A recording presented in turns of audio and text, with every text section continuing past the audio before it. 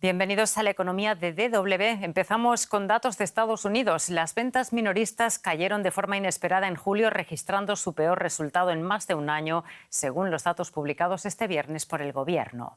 Las ventas totales bajaron un 0,6% respecto al mes anterior, cuando los analistas esperaban un repunte del 0,1%. La cifra pone el foco en la salud del consumo estadounidense, ya que los hogares se enfrentan a una inflación aún elevada mientras recurren a sus ahorros. El encarecimiento de la gasolina ha contribuido a mantener la presión sobre los precios después de que los ataques de Estados Unidos e Israel contra Irán llevaran a Teherán a bloquear la mayor parte del tráfico a través del estrecho de Hormuz. Y vamos a analizar estos datos, como siempre, con nuestra compañera en Nueva York. Ana, ¿cómo estás? Muy buenas tardes, ahí te vemos. El consumo es uno de los principales motores de la economía estadounidense. ¿Estamos ante una debilidad económica que empieza a consolidarse, quizá? Bueno, la economía de Estados Unidos ha sido tradicionalmente el consumo, su motor tradicional, pero ahora la inversión en la inteligencia artificial también está impulsando el crecimiento. No obstante, lo que hagan los ciudadanos con su dinero sigue siendo crucial. Y ya sea por factores estacionales como el calor o que las rebajas de Amazon llegaron un mes antes o por una genuina necesidad de austeridad, las cifras de ventas son débiles y además muestran un fuerte contraste con las registradas en primavera, que fueron mucho más expansivas.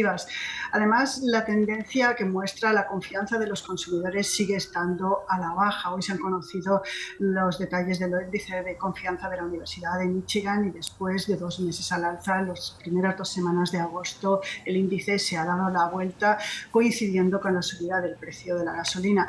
Curiosamente, cuando quedan menos de 3 meses para las elecciones de mitad de legislatura, la mayor caída de la confianza se recoge entre los votantes republicanos. Entre estos, el índice de confianza ha caído un 19% con respecto a las semanas previas al enfrentamiento, a la guerra con Irán. Y estas cifras, junto con la caída en la creación de empleo de hace unos días, llegan cuando el secretario del Tesoro ha dicho que la economía bifurcada y desigual entre hogares de altos y bajos ingresos se ha acabado. ¿Es esto así, Ana? ¿Se ha acabado? Bueno, los datos que conocemos hoy son un argumento para mantener justamente lo contrario. De hecho, hoy el detalle del informe de confianza del consumidor muestra cómo la confianza de los hogares de bajos ingresos se mide con un índice a la baja, mientras que la de los hogares con elevados ingresos es al alza. Arreglar esta bifurcación, conocida como K, una misma economía al alza para unos, a la baja para otros, va a tomar bastante tiempo porque se ha ido asentando durante años y no se cura así de repente. Scott Bessent, el secretario del Tesoro, apoya su tesis en el fin de la bifurcación por el aumento de los salarios de los trabajadores de bajos ingresos, pero la mayor parte de los economistas pues, argumentan que este es un dato muy pequeño en un entorno algo más complicado, en el que también hay que descontar el efecto de la inflación, el efecto de la falta de asequibilidad sobre estos salarios y hay otras cosas que rodean a la economía que la están complicando. Bank of America, de hecho, fue el primero en hablar de una especie de convergencia de la bifurcación, pero hablar del fin de esta es bastante prematuro. Interesante cómo se ven las cosas desde el Gobierno. Muchísimas gracias por el análisis, Ana. Gracias, Rosa. En Cuba, el temor a las sanciones de Estados Unidos está frenando también la llegada de ayuda humanitaria. La ONU alerta de que medicamentos contra el cáncer infantil, material escolar y equipos para garantizar el agua potable no llegan a la isla por la cautela de navieras aseguradoras y bancos. El representante de Naciones Unidas en Cuba denuncia que algunas empresas prefieren directamente no prestar sus servicios ante el riesgo de sanciones. La situación agrava una crisis ya marcada por la escasez de combustible y los apagones. Unos 3,5 millones de cubanos sufren cortes de agua y la supervivencia de los niños con cáncer ha caído del 85 al 65%. Además, con la temporada de huracanes en marcha, la ONU teme que la falta de agua y saneamiento dispare también el riesgo de enfermedades. La guerra en Oriente Medio ha encarecido los combustibles en todo el mundo, pero en el caso de Perú la situación se agrava por problemas de abastecimiento de la petrolera estatal Petroperú. El diésel ha duplicado su precio desde febrero y las protestas de transportistas han bloqueado carreteras en varias regiones. La presidenta Keiko Fujimori anunció este viernes un subsidio nacional de hasta el 20% durante 3 meses para amortiguar el alza. Fujimori lleva poco tiempo al mando y sus políticas enfrentan ya una dura oposición. Los sindicatos convocaron a una gran protesta contra la reforma laboral. Los sindicatos convocaron la protesta y miles de peruanos respondieron a su llamado. Consideran que las reformas laborales anunciadas son un ataque a sus derechos fundamentales y no están dispuestos a aceptarlo. Nuestra presencia obedece a que no vamos a aceptar que exista una flexibilización de los derechos fundamentales de los trabajadores, sino que estamos buscando mejoras, tanto en condiciones económicas como en condiciones de trabajo. Entonces eso es injusto y por eso que nosotros solamente pedimos el respeto a los derechos fundamentales, a los derechos laborales y a la negociación colectiva. A la nueva presidenta, Keiko Fujimori, también se le reprocha haber incumplido su promesa de dejar intactos los derechos de los trabajadores. En un inicio, ella en una entrevista de Canal Televisión dijo que no iba a chocar con los derechos de los trabajadores, pero sin embargo lo que está haciendo de manera indeterminada, solicitando al Ejecutivo para que puedan mandar al Tribunal Constitucional y se anulen varios derechos de los trabajadores. Es una de las primeras grandes protestas contra el nuevo gobierno de Perú, pocos días después de la vuelta del fujimorismo. El presidente de Estados Unidos, Donald Trump, anunció el jueves aranceles de hasta el 100% sobre las importaciones de drones y sus componentes, una industria dominada por China.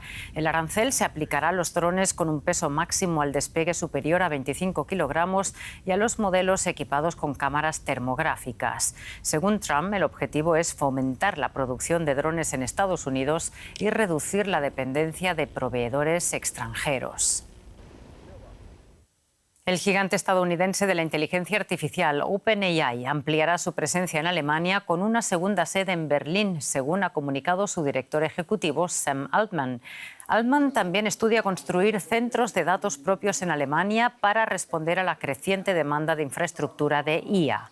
Según la empresa, Alemania es el mayor mercado de Europa para el servicio ChatGPT de OpenAI destinado a suscriptores de pago y también uno de los 3 mayores del mundo. Altman subrayó que la economía alemana hace un uso intensivo de la IA y es un socio importante. Destacó como ejemplo la colaboración con Deutsche Telekom. Más detalles sobre este anuncio de OpenAI con nuestro compañero allá en la Bolsa de Frankfurt, José David. Muy buenas tardes. En primer lugar, ¿qué significa para la estrategia tecnológica y para la economía alemana que OpenAI apueste por expandir su presencia en el país? Hola Rosa, ¿qué tal? Bueno, es un espaldarazo a la estrategia del gobierno alemán que se ha fijado como objetivo para el año 2030 duplicar la capacidad de centros de datos que hay en Alemania. Levantar esos centros de datos, Rosa, cuesta muchísimo dinero también para las empresas privadas que inician un proyecto de esas dimensiones y de esas características. Y para estas empresas hacer esa gran inversión también la hacen bajo la seguridad de que van a poder rentabilizarlos. Así que si una empresa tan grande como OpenAI tiene planes de expandirse en Alemania, pues eso puede enriquecer o puede acelerar la creación de ese ecosistema tecnológico. ¿Por qué Alemania necesita estos centros de datos? Bueno, hay cuestiones de economía lógicas por el futuro que va a vivir la economía y la industria, pero también está la cuestión de seguridad geoestratégica, porque a Alemania no le interesa por seguridad que todos estos datos de sus propias empresas estén almacenados fuera del país o incluso fuera de la Unión Europea. El uso de la inteligencia artificial aquí en Alemania tiene gran potencial, sobre todo por el gran tejido industrial. Por eso, Rosa, están surgiendo perspectivas muy interesantes para Alemania, ya no los modelos de conversacionales como tiene OpenAI con ChatGPT, sino modelos especializados en mejorar, en optimizar los procesos industriales. Europa sigue inmersa en una ola de calor que parece no tener fin. Como consecuencia, la vendimia en la región de Cataluña, en el noreste de España, comienza este año de madrugada. Las altas temperaturas han obligado a una bodega cercana a Barcelona a adelantar varias semanas la cosecha y cambiar el día por la noche en la vendimia más temprana registrada en la región. Con linternas en la cabeza y tijeras de podar en mano, los trabajadores comienzan a recoger uvas a las 3 de la madrugada en Cataluña. En Gramona, una bodega de la región de Anoia, la vendimia comenzó varias semanas antes de las fechas tradicionales de agosto. Fue muy estresante para varias personas, algunos incluso tuvieron problemas médicos, tuvimos que tomar una decisión porque soportar temperaturas de 35 a 45 grados era demasiado para ellos. Así que creo que no volveremos a cosechar durante el día y seguiremos haciendo la vendimia por la noche. Comenzar antes del amanecer permite a los recolectores aprovechar temperaturas más frescas y ayuda a que las uvas lleguen a la bodega en mejores condiciones. Decidimos trabajar de 3 a 11 de la mañana para recoger las uvas frescas. Los trabajadores están mejor, no hace tanto calor y trabajan mejor. Por un lado es mejor para ellos y por otro también para las uvas. Ahora las cosechamos frescas, llegan más frescas a la bodega y no hay que hacer tanto esfuerzo para bajar su temperatura antes de la fermentación. Pero el calor no solo afecta a quienes trabajan en los viñedos, las altas temperaturas también aceleran el ciclo de las plantas y la maduración de las uvas, obligando a las bodegas a buscar nuevas formas de adaptación. Las altas temperaturas estresan principalmente a las plantas y aceleran todo el ciclo, incluida la maduración. Estamos buscando distintas formas de adaptarnos a estos episodios de altas temperaturas que se han repetido en los últimos años. Según datos del monitor climático de Reuters, la temperatura media en Barcelona durante julio estuvo 5,8 grados Celsius por encima del promedio histórico registrado entre 1961 y 1990. Un calor verdaderamente asfixiante. Con esto llegamos al final de este informativo. Gracias por su atención y confianza y buen fin de semana para todos.